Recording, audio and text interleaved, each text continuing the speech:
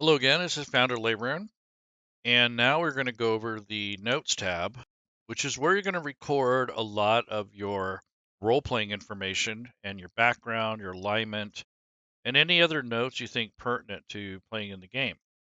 So in this case, Testy McTest will be a male.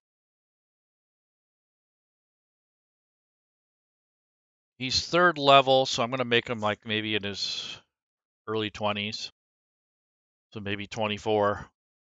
Height, he's going to be pretty big. So he's going to be 6'1", that's 6 feet and 1 inch. And I'm going to make him kind of beefy, so maybe 190 pounds.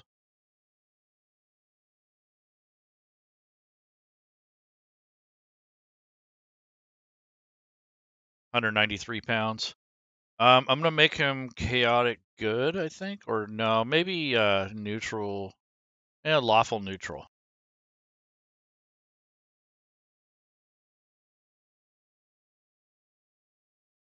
Now, a little side note, if you have a character that's good or evil, this needs to be spelled correctly.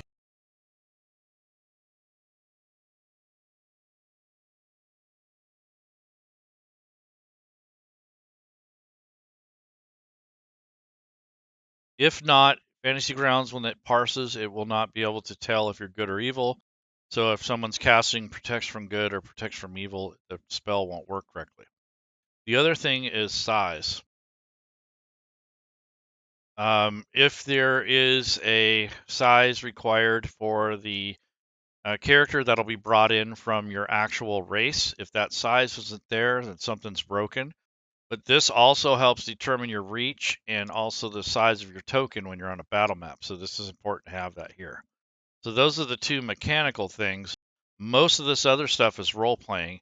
And when you want to continue fleshing out your character, if you can't come up with these yourself, you can go to your background. So in this case, Uthgard tribe member. And if you scroll down towards the bottom, which is at the very bottom, you have these tables. So depending on your heritage and, those sort of things, that might determine your background, but then also these personalities and such. So if you bring up a table from that list, it'll look something like that. You'll have some choices you can make, or you can roll. So I'm going to go ahead and roll here. And I got a 5. It says, I place no stock in wealthy or well-mannered folk. Money and manners won't save you from a hungry owlbear. I like it. So it's kind of his wild nature coming to the front. You can do the ideals.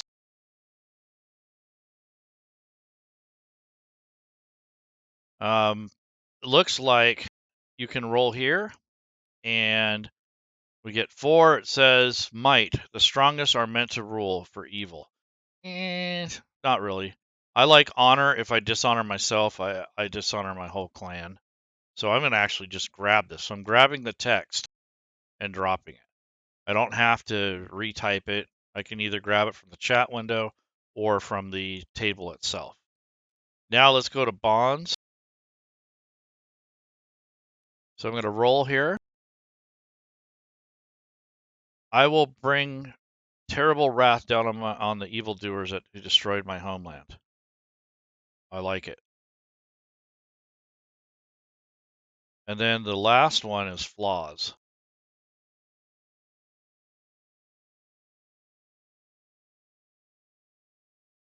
Go ahead and roll. It says, don't expect me to save those who can't help themselves. It's nature's way. The strong will survive, the weak will perish.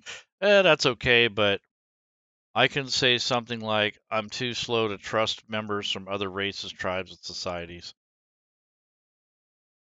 I think that's appropriate. So basically, this is how you fill this out. If you had a deity, you'd put that here. This individual definitely would.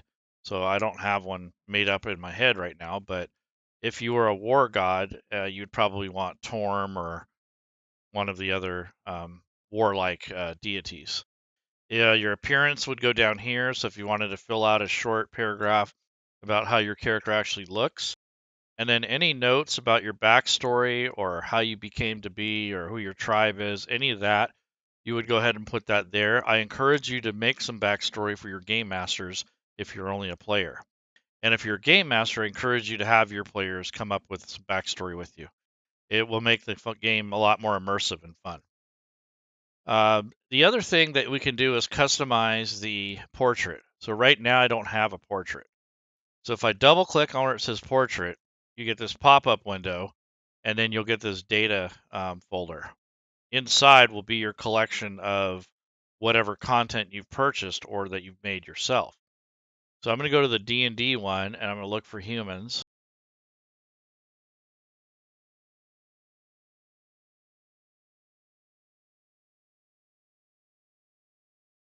And now I'm going to pick one that kind of looks barbaric. So here's one.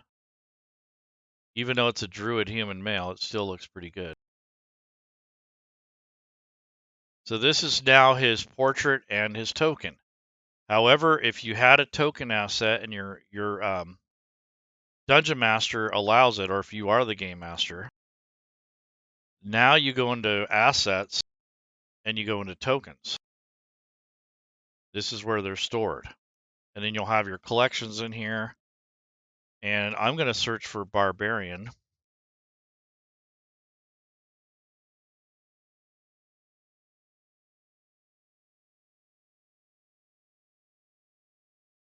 So now I have all these choices to make. Kind of like this guy, this black bear looking. And if you want to make these bigger, you click the plus button. Now, if you're the player, you won't have as much access to this or control, but your game master would probably have a collection, and maybe you guys can pick something together.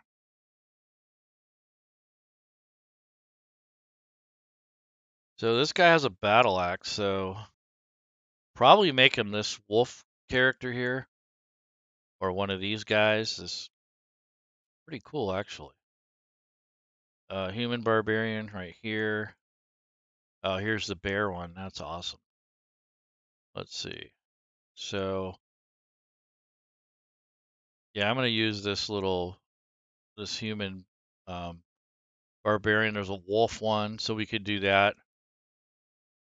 Have a headdress of some sort. And being that he's a healer, that would make sense. So go ahead and I'm going to grab this this actual wolf guy here. Make that the barbarian token. So drag this up here, and that replaces the regular portrait was an actual token. So instead of having just the picture, you can have a 3D top-down token. So that is how you customize your character, and this is how you would get your basically your portrait. So other than that, that's pretty much all I'm going to cover in here. Like I said, you can pick a deity, add appearance and notes, and that's pretty much it for the backstories. By no means did I mean to marginalize it. This is actually a very important aspect of the game. So fill this out or have your players fill this out. It's important. It is part of the game, and it is up to you to customize it and how you want it to fit into your campaign. So until next time, I'll see you guys around. Thanks again. Bye-bye.